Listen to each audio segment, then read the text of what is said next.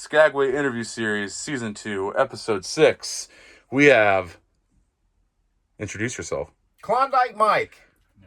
Mike Bates, everybody. Yeah, but I go by Klondike Mike. So Klondike Mike. So if you can't see the resemblance with the long hair and the beard, Crip Skates, who's this? This is my old man. There you go. Yep. I mean old, because you're from like 1820. Yeah, you need a haircut, son. 1820. I grew this myself. I'm keeping it. There you go. So, Mr. Klondike Mike, what brought you to Skagway? I flew. Where are you from?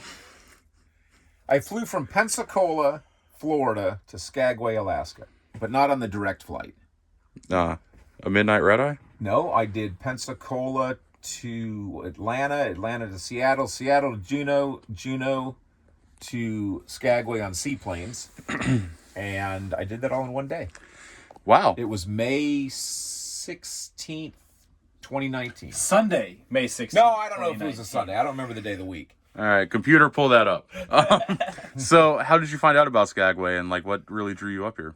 Oh man, this is a long story, but I will make it short. So I was in the radio business for 38 years. Been in radio since I was 14. The radio station I was working for in Florida, this is having worked at radio stations in Virginia, Tennessee, and Florida. The radio station in Florida was being sold and changing formats.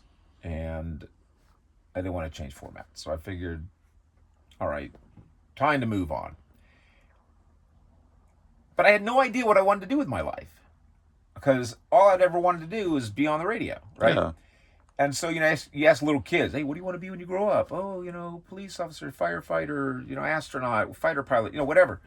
My answer was always, I want to talk on the radio. I want to be on the radio. You definitely have a face for radio. I do have a face for radio. No question about that. And that might be what influenced my career decision. I don't know. If I was pretty, I'd have been on TV. Hey, actually, I wouldn't. Can you give us can you give us an ad bump, in your radio guy voice? An ad bump? Yeah, you're tuned in to KHNS. Don't touch that dial because there's nothing else there. Coming up next on Slinky Jenkins' Canadian Buffet, or whatever your thing is. Yeah. We've got a 2-for-1 special. All you can eat barbecue. I love that. Thank you, Mike.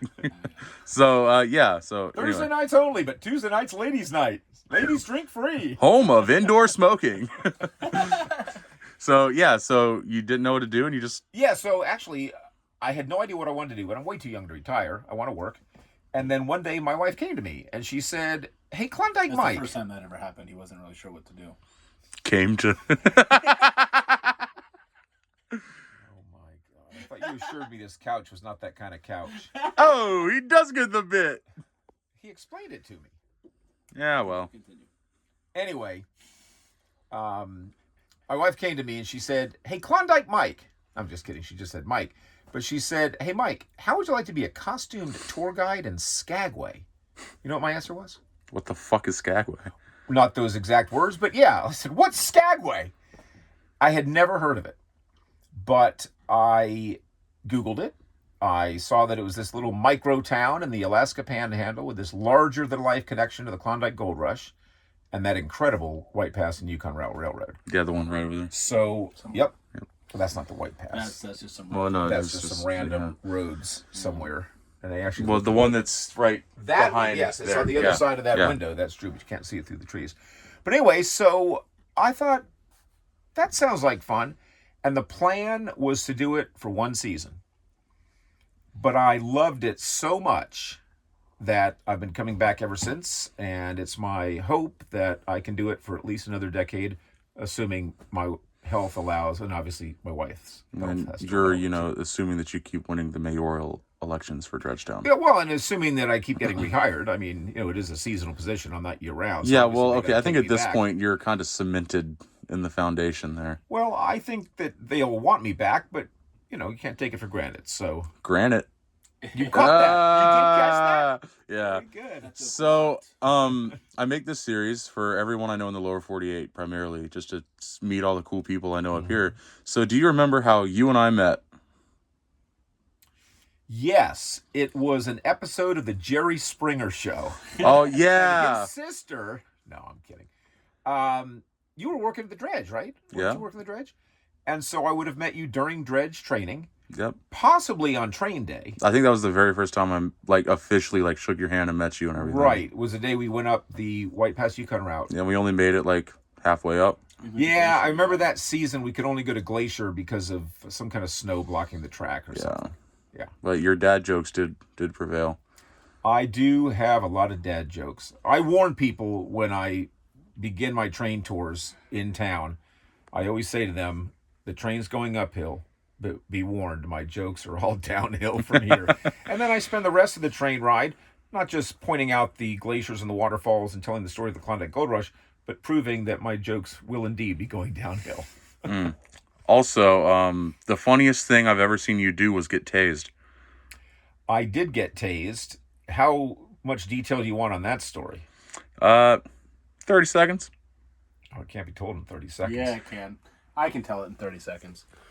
Because he was in the radio business, we had access to certain perks and things that people in media were able to do. And shortly after the BP oil spill, President Barack Obama came to Panama City Beach, and we were lucky enough, myself included as like an 8-year-old boy, got to cover the arrival of Air Force One. And each one of us in our family asked the president a question. He did not answer it, but we spent the night in jail. And due to his actions, he was tasered by the Santa Rosa County Sheriff's Department. And then I screamed "Dad" about 1,000,000 times because I thought he was dead. And we're going to just take that as the true story. Well, no, that is absolutely the true story. There you I don't go. know if he did it in 30 seconds, but I did my best. he did his best. Well- Yeah. So I got tased. Klondike Michael, what does Skagway in itself mean to you, and how has it impacted your life?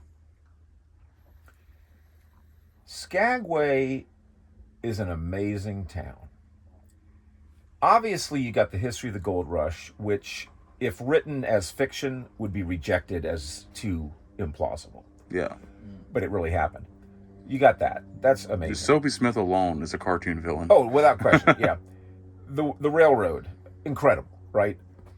So, in the broad sense, that's Skagway.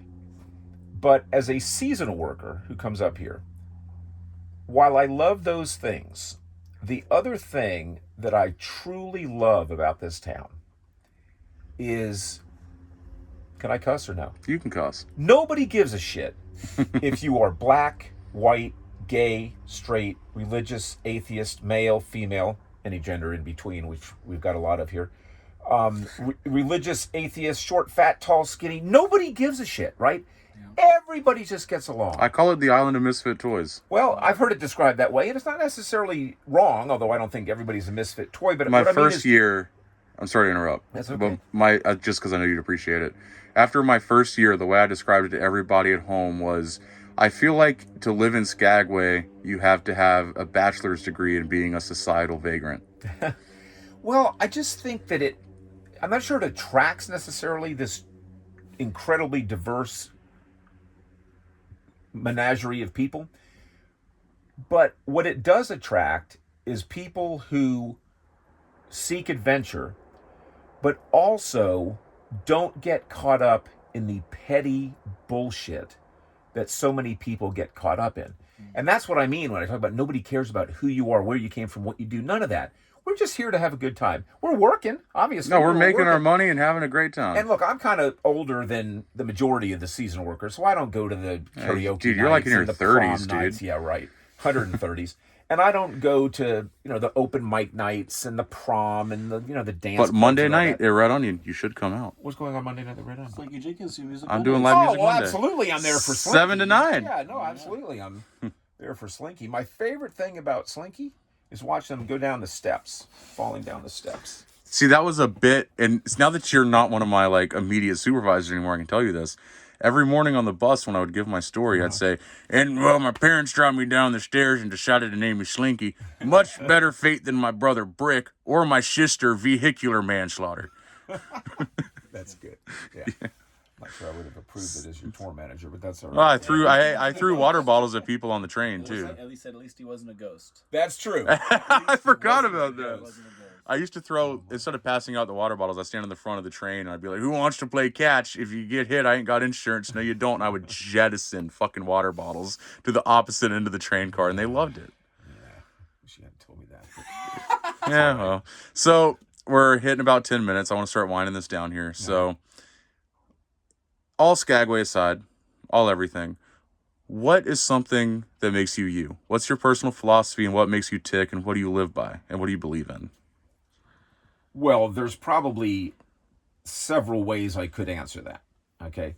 But the one philosophy that I've had since, frankly, grade school, and it got me in a lot of trouble in grade school, more trouble in high school, a substantial amount of trouble in college, and has brought me difficulties throughout my life. Never work And that is doesn't feel as good. My motto is anything for a laugh.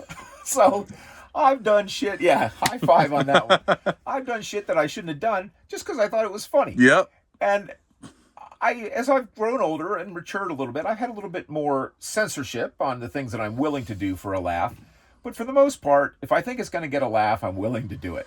No matter how... Now, not breaking the law. You're committed to the bit. Yeah, exactly. Not violating the law, but violating certainly social mores and sometimes decency. Is that why your wife isn't here with you right now?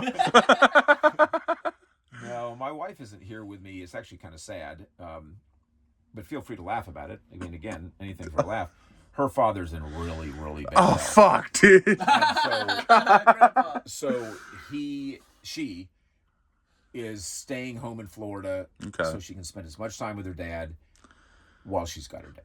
You know, and she'll be up here briefly. A couple weeks. Yeah. And it'll be brief though. It won't be the whole season. Now that I have two generations of the Bates boys here, I got to bring back this classic bit. That wasn't a bit; it was a true story.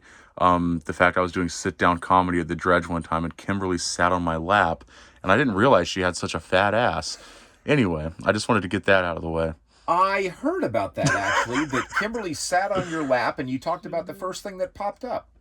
Very good. Okay, good one. Yeah.